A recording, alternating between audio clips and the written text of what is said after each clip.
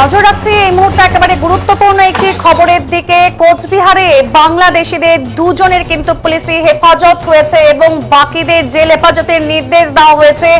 দুজন পুরুষ, 3 জন মহিলা এবং শিশু সহ মোট 16 জন আত্মসমর্পণকারী বাংলাদেশিদের মধ্যে 2 জন পুরুষকে 10 দিনের পুলিশি হেফাজত ও 3 জন মহিলা সহ শিশুদের 14 দিনের জেল হেফাজতের নির্দেশ দিল কোচবিহার সিজিএম আদালত।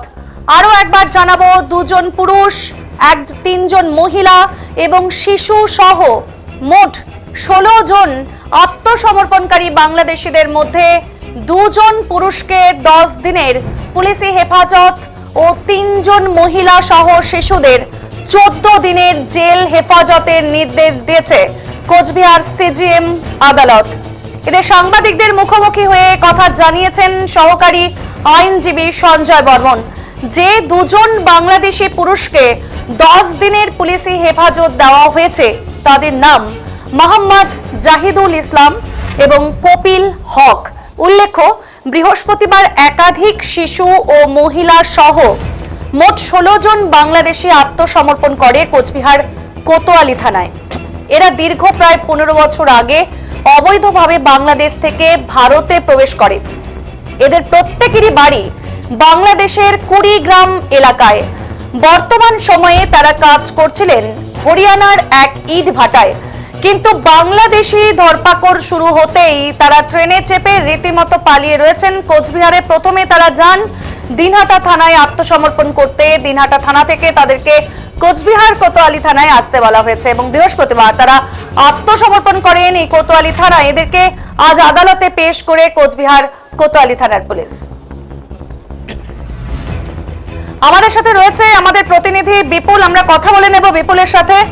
বিপুল, এই যে 16 জনকে এরকম জেল হেফাজত দিয়েছে এবং আরো কি খবর থাকতে পারে বিপুল, আর পরবর্তীতে এদের কি অবস্থা তৈরি হবে জানাও। একদমই দেখো রাধা, তোমাকে জানিয়ে রাখবো যে গতকাল 2 জন পুরুষ, 3 জন মহিলা সহ শিশু মিলিয়ে মোট 16 জন কিন্তু কোচবিহারের কোতোয়ালি থানায় আত্মসমর্পণ করেছিল। কারণ তারা বাংলাদেশি নাগরিক এবং দীর্ঘ 10 থেকে 15 বছর যাবৎ ভারতের দিল্লি, হরিয়ানা সহ একাধিক রাজ্যে কিন্তু ইট ভাটায় কাজ করে আসছেন। এবং সম্প্রতি বিদেশ মন্ত্রক যখন তৎপর হয়েছে যে অবৈধভাবে অনুপ্রবেশকারীদের শনাক্তকরণ এবং তাদের দেশে ফেরত পাঠানো, ঠিক সেই সময় দাঁড়িয়েই কিন্তু বিভিন্ন জায়গায় বিভিন্ন রাজ্যে বাংলাদেশি শনাক্তকরণের কাজ চলছে এবং বেশ কিছু জনকে ফেরত পাঠানো যায়। ঠিক সেই সময় দিল্লি থেকে কিন্তু এই 16 জন সরাসরি গতকাল আসে কোচবিহারে এবং কোচবিহারে প্রথমে দিনহাটা থানায় যান আত্মসমর্পণ করতে এবং সেখান থেকে পাঠানো হয় কোচবিহার কোতোয়ালি থানায়। এবং অবৈধভাবে অনুপ্রবেশের মামলায় কিন্তু কালকে কোচবিহার কোতোয়ালি থানার পুলিশ তাদের অ্যারেস্ট করে এবং আজকে তাদের যখন কোচবিহার জেলা আদালতে তোলা হয়, সেখানে কিন্তু যে 2 জন পুরুষ ছিল তাদের 10 দিনের পুলিশি হেফাজতের নির্দেশ দেওয়া হয়েছে। পাশাপাশি মহিলা সহ যে শিশুরা ছিল তাদের কিন্তু 14 দিনের জেল হেফাজতের নির্দেশ দেওয়া হয়েছে। পুরুষ 2 জনকে যে 10 দিনের পুলিশি হেফাজতের নির্দেশ দেওয়া হয়েছে তা মূলত যা জানা গেছে, আইনজীবীরা যা জানিয়েছেন, তদন্ত করার স্বার্থে কিন্তু তাদের পুলিশ হেফাজতের নির্দেশ দেওয়া হয়েছে। তারা এই 10 থেকে 15 বছর কোথায় ছিল, কোন দিক দিয়ে তারা ভারতে প্রবেশ করেছিল এবং কোথায় কোথায় কাজ করেছে, তাদের সাথে আর কেউ জড়িত রয়েছে কিনা সেসব বিষয় তদন্ত করার জন্য কিন্তু কোচবিহার জেলা আদালত থেকে এই 2 জন যে পুরুষ অনুপ্রবেশকারী বাংলাদেশি রয়েছেন তাদের কিন্তু 10 দিনের পুলিশি হেফাজতের নির্দেশ দেওয়া হয়েছে বলেই কিন্তু যেদিন জানান আইনজীবীরা। রাধা, হ্যাঁ বিপুল, তোমাকে জানাবো যে পুলিশ গ্রেপ্তার করে এক কথা, কিন্তু নিজে থেকে আত্মসমর্পণ করার জায়গা, সেই জায়গা থেকে দাঁড়িয়ে এই যে আত্মসমর্পণ করেছে 16 জন, তাদের দিক থেকে এই ব্যবস্থাটা কি হবে, কি অনুমান করা যাচ্ছে আর কি বিপুল?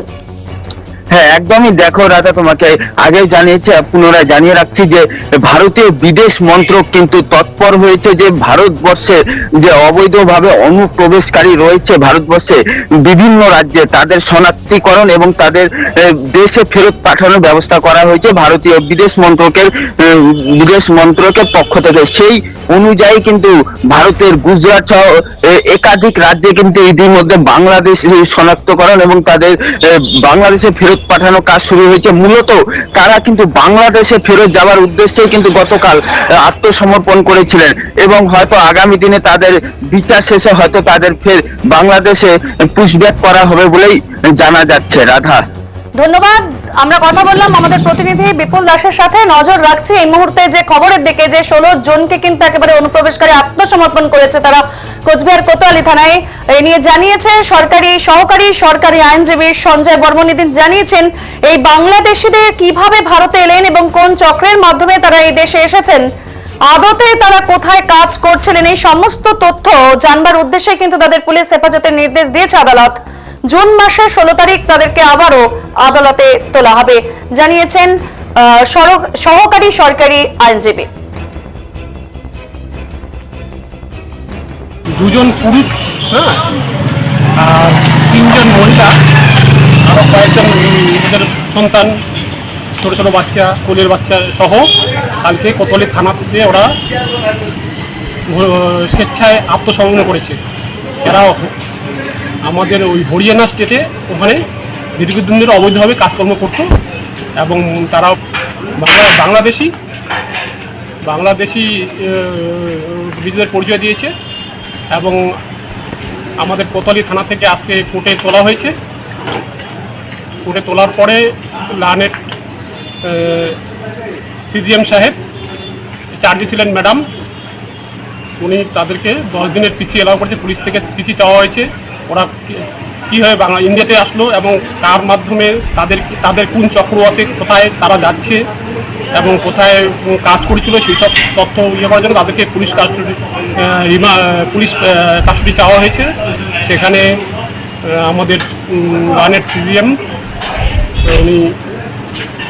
সাহেব উনি 10 দিনের করে 2 জনের, জাহিদুল ইসলাম এবং মোহাম্মদ কপিল হক, এই 2 জনকে 10 দিনের করে পুলিশ কাস্টডি দিয়েছেন। আগামী 16/6 আবার কোর্টে তোলা হবে এবং আমাদের সেটাকে এদের মধ্যে কে চক্র আছে, কারা জড়িত আছে তাদেরকে ধরার জন্য এদের পিসিটা পিসি চাওয়া হয়েছে। বাকি যারা মহিলা আছে, বাচ্চারা আছে, ছোটো ছোটো বাচ্চা আছে, কোলের বাচ্চা, মহিলাদের ওই 14 দিনের জেল হেফাজতে